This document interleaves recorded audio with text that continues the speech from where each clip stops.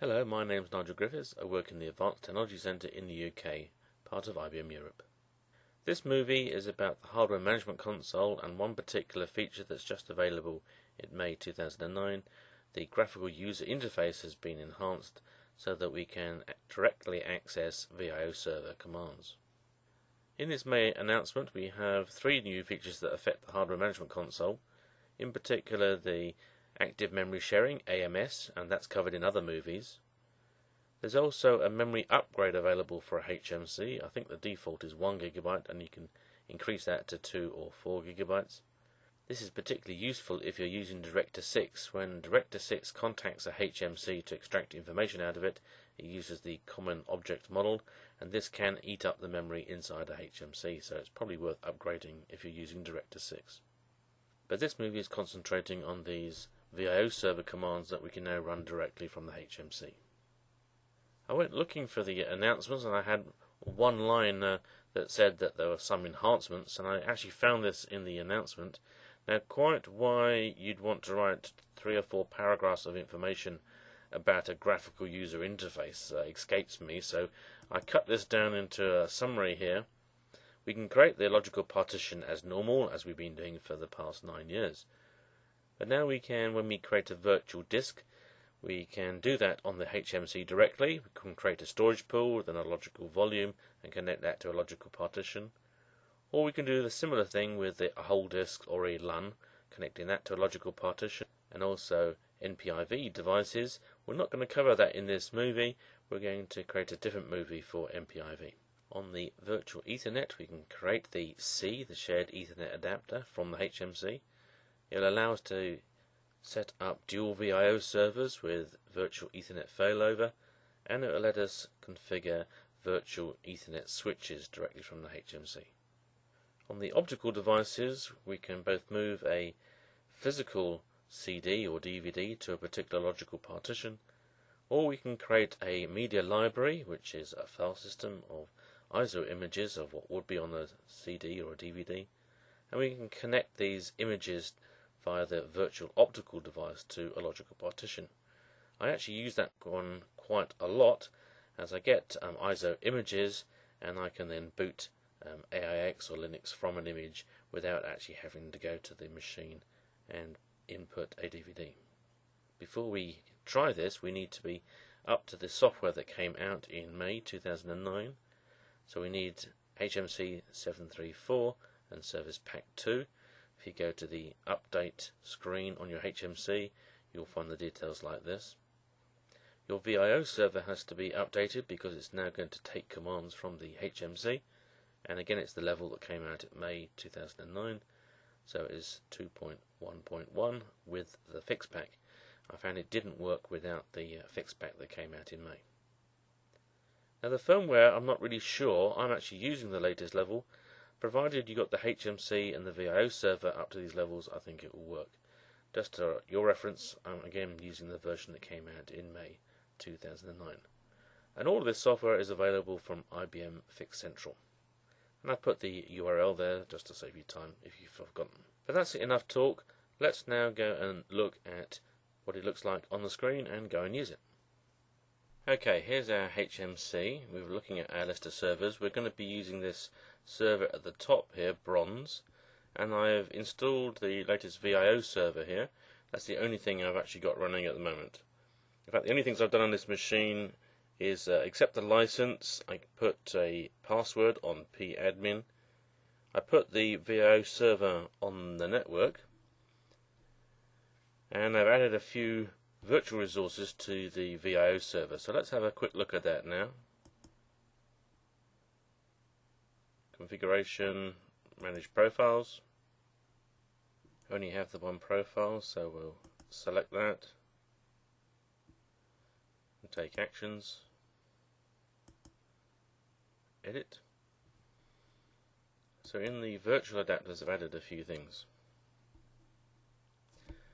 So I had the 2 serial resources at the bottom anyway. I've added the Ethernet, the virtual Ethernet adapter 11, and then I've added 2 virtual SCSI adapters 12 and 13. For virtual SCSI 12, I've said that it will be connected to the logical partition that's number 2.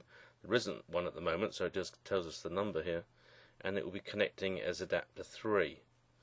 Just as a convention on all my clients, 0 and 1 are the 2 serial adapters. The first Ethernet will be the second adapter, and so the SCSI adapter will be number 3.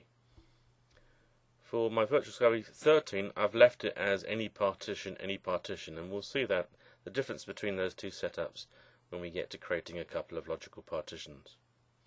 Otherwise, this is standard default setup for everything. And we'll come out of that,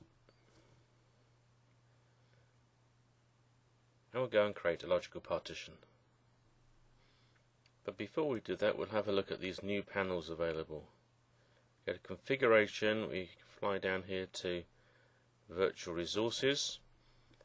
Here's the Shared Processor Pool Management. We've had a while. This is the new Shared Memory Pool Management, and we have the two that we're looking at today, the Virtual Network Management and Virtual Storage. Let's go into the Virtual Network Management to start with.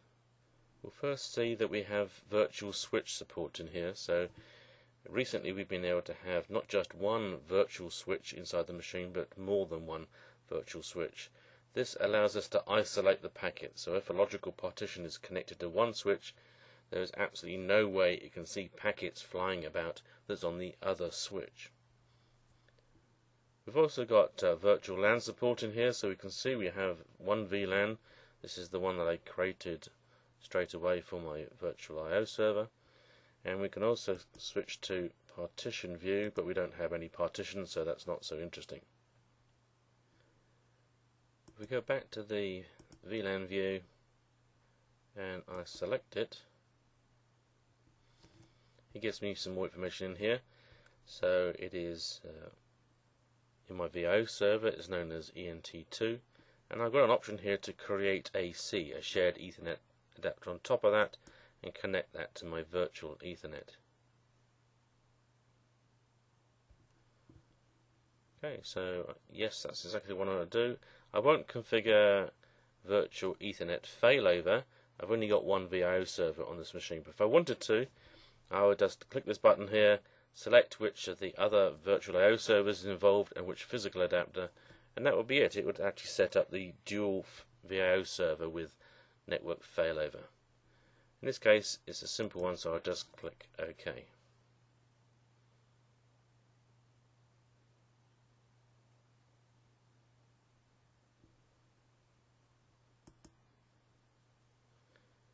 As you can see at the top here, we can do things with creating a virtual switch and modifying it. Again, we're not going to show that here, but you can see the options. Now let's go back, and this time we'll pick up the Virtual Storage Manager. You can see there it's querying the virtual I/O server to find out the details of what's going on there. If you're familiar with IVM, the Integrated Virtualization Manager, that's the alternative to the HMC for the smaller machines. That is the Blaze, the 520 and the 550, and also the 560. So when I say that's the smaller end of the range, that's up to 16 CPUs, of course. And these panels look very similar to the way IVM lets you manage your virtual I/O server. We can see here virtual disks. That will get more interesting as we go on.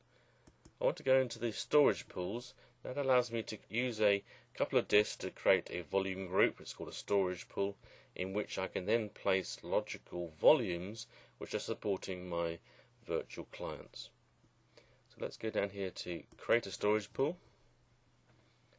I'll give it a name. I use VG at the end out of habit. And I'll select 2 disks. Now this machine was used in the past for something else, and we'll get a warning here that it says that this disk looks like it's got something on it. Well, we don't care about what was on the disk beforehand, so I'll do a force operation to create that volume group, or storage pool as we refer to it in the VIO server. It's made changes here, so it's querying the virtual I/O server again. Okay, so here's my new storage pool. If I go back to my virtual disks, and I wanted to create a virtual disk, now I've got the option of selecting various storage pools. It's best if you can to avoid using the root VG for your client logical partitions. That makes backing up simpler. I know on small machines that may not be possible. But we can, for example, create a new virtual disk. Let's just call it something simple, and we'll give it a size. Megabytes is a little small. Let's go for some gigabytes. And we won't assign it to a logical partition because we don't have any clients yet.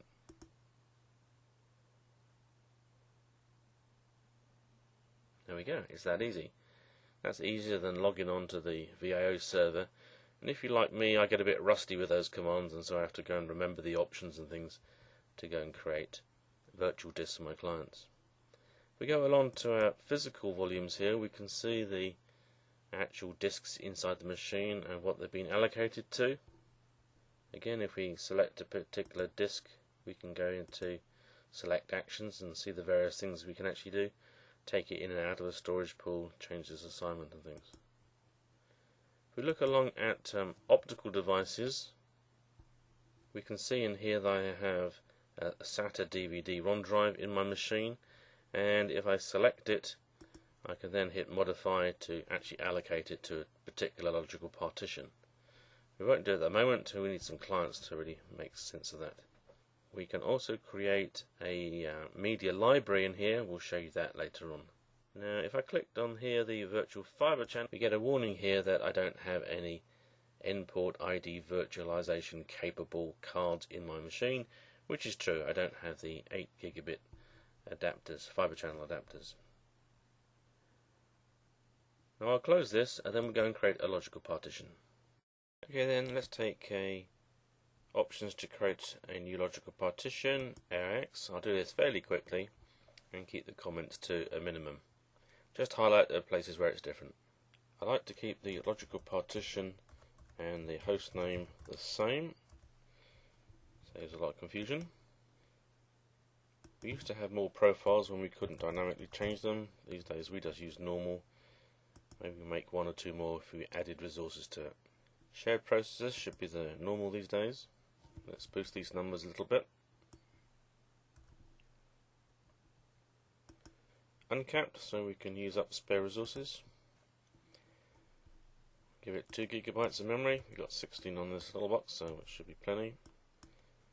Let's give it some headroom, and we'll take the megabytes down to 0.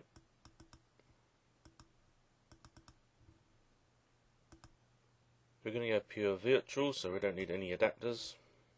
We have the regular 2 serial adapters, and we're going to add Ethernet on ID2, VLAN 1, that's what we got on the VIO server, so that will match quite nicely. We click on view here, we'll see what is available. So VLAN 1 is going out via a VIO server. Perfect. Now we'll create our virtual SCSI disk. Now we'll create our virtual SCSI adapter, to which we can add our disk space. Virtual adapter 3 that we predicted on the VIO server, and that's going to connect to the VIO server. We need to connect it to the right adapter on the VIO server. And here we see the slot 12 is connected, and it's going to connect to any client. It says here slot 3, which is what we're connecting at the moment, so this is good. That matches up to the one we prepared earlier. I think it's always worth a while on a VIO server to keep a good half a dozen to a dozen adapters ready to go. They don't cost much in memory. We're talking about a few kilobytes. Okay, so we're already there. We can then move on. I'm not going to use the HEA. We can leave those as the default. And the final summary here that we could check against our worksheet that we prepared earlier. And then we go, we have our new logical partition ready. But let's go and allocate some disk space for it now. Configuration, virtual resources, virtual storage management.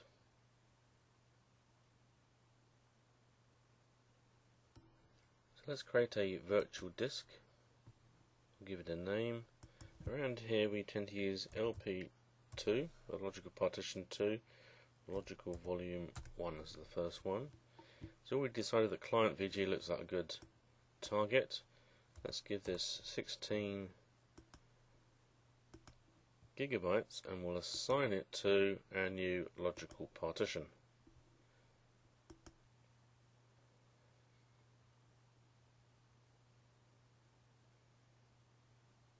Okay then, we have our logical partition ready to go. Now we could start that up, but we haven't got an operating system on our disk. Now we could use NIM as a favourite way of doing that, or we could use the DVD in our machine, put a copy of the operating system boot media in there and boot off that, or we could use our virtual optical library. So let's try that. Optical Devices. If we were going to use the physical drive, we can click this and assign it to our new logical partition, but let's do create a library. We have to decide how big our library is. This is going to be a file system, and let's think nice and big. We've got a couple of 300 gig drives, so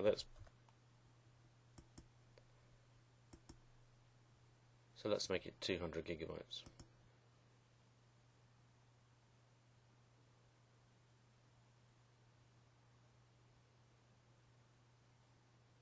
So we created our media library. It's 200 gigabytes in size, and it's all free. If we hit select action here, we can see we can add media to it. We can then assign that to a particular partition, and we can delete it if we're finished with it. So we'll take add media here to see the various ways we can add our ISO images to our library. If we have a file on the VIOS server, we can ask it to pull that into the library. We can import it from the physical optical device, so we put the DVD into the DVD drive and read the file off that, or we can create what's known as a blank media file. This is if we're going to use a read-write DVD virtual optical device, so we can actually do backups into that. So I'm going to create one called AIX 6.1 TL3, and I've already mounted via NFS onto my VIOS server a repository where I keep all my master ISO images. I'll just cut and paste that in here. You can see it's this NFS mount point, and I'll click OK.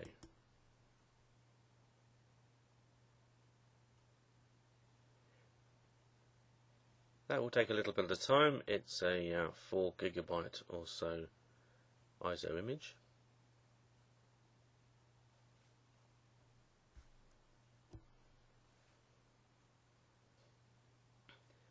Okay, I cut 10 seconds out of the movie.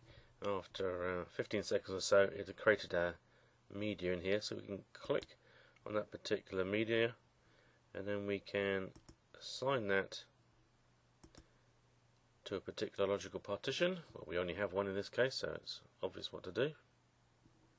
Now let's read only, and we want to make it available to bronze 2, and we'll OK that.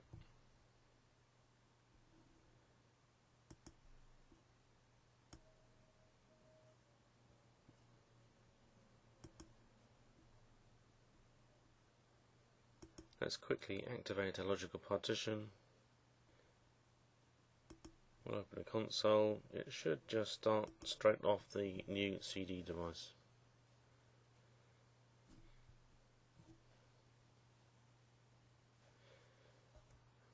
Zero for this console.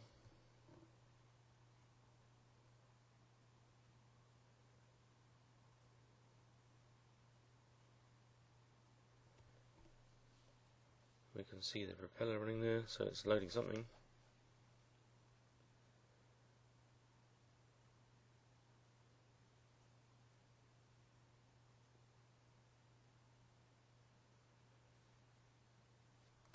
Yes, this is the console, so 1.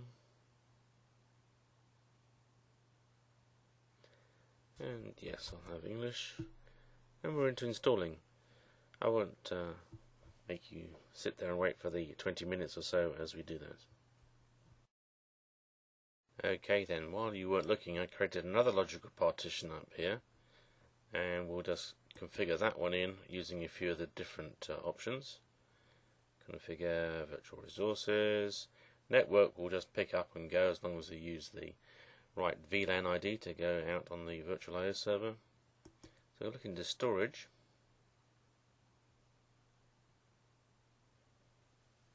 Okay, in this case, well, let's pick up a whole physical volume and give it to that particular logical partition.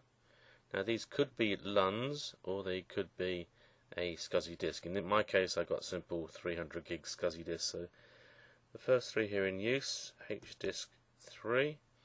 Let's modify assignment. So what do I want to connect it to? If we look in here, here's my logical partition 2, but it's looked on my VIO server and it knows that slot 13 is currently assigned to any other logical partition. Now I can go to the VIO server setup and set this to be explicitly bronze logical partition 3, and that would be a good piece of housekeeping to make it more obvious and make it sure that nobody accidentally doesn't use my disk. But in this case we can just pick it up anyway.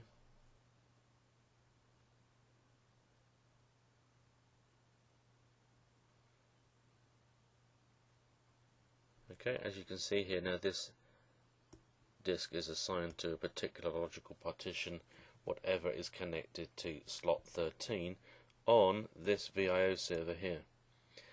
Now if I wanted dual VIO server connections to the same LUN, again it would appear as a HDisk in here. Of course its physical location ID would give me a clue that this of the worldwide port name, and I'd click on here and change to the other VIO server and then make sure my client is attached again to the same LUN. Can't do that on my simple machine here. Let's actually go to the optical devices. Here's my optical device, so I'll select it. I guess you could have more than one and larger machines.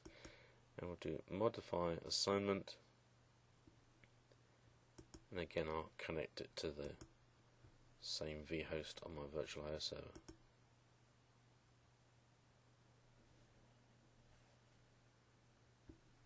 And we can see the name here.